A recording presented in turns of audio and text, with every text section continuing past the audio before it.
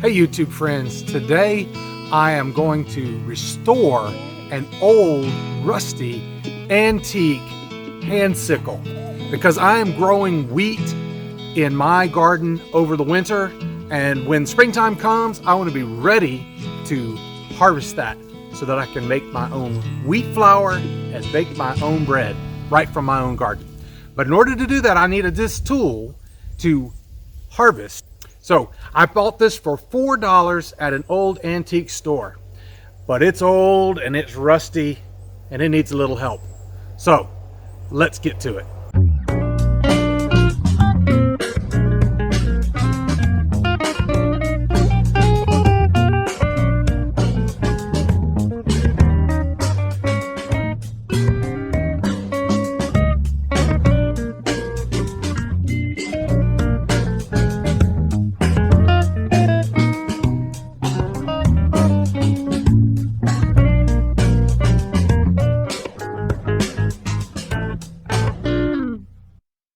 The blade looks like it's in pretty good shape as far as the shape of it. There's no dings, it's not bent or anything like that. The handle is actually in pretty good shape too. It's a little bit dried out and worn, but it can be cleaned up nicely. I don't think it's got any cracks or anything in it like that. There's a little something there, but I think it's going to be okay. It just needs to be cleaned up and maybe have some oil applied to it. The blade is very rusty, but we can just use a wire wheel, I think, to get all of the rust off of it. The cutting edge, as you can see, is very dull, so it's going to need to be sharpened up. So let's see what we can do.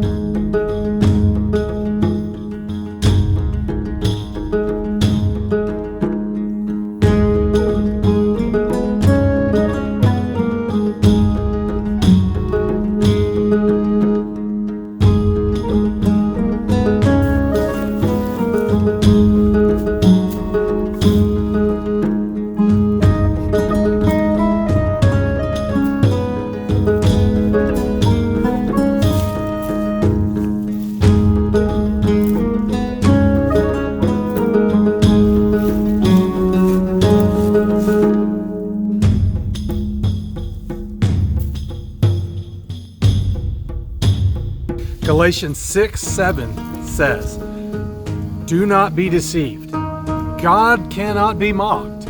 A man reaps what he sows."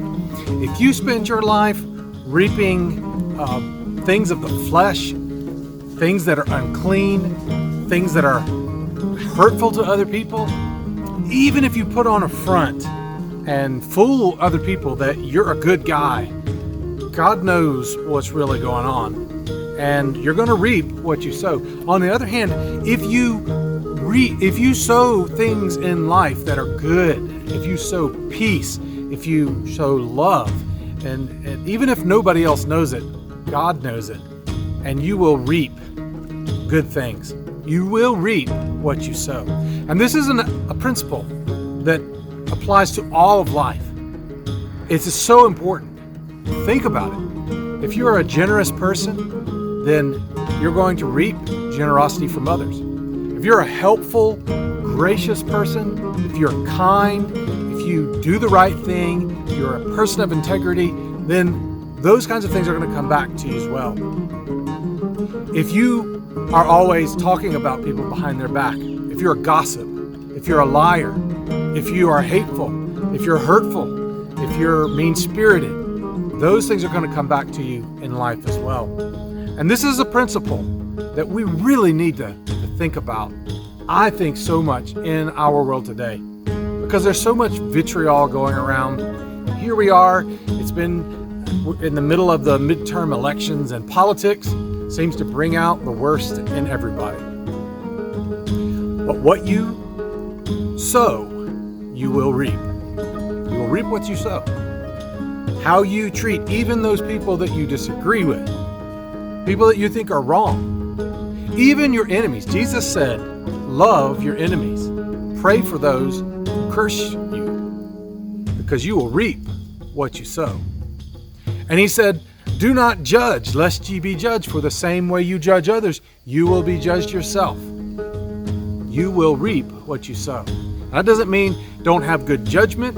And sometimes people misuse that whole statement about do not judge, as if we're never ever supposed to make a judgment call about someone else's character.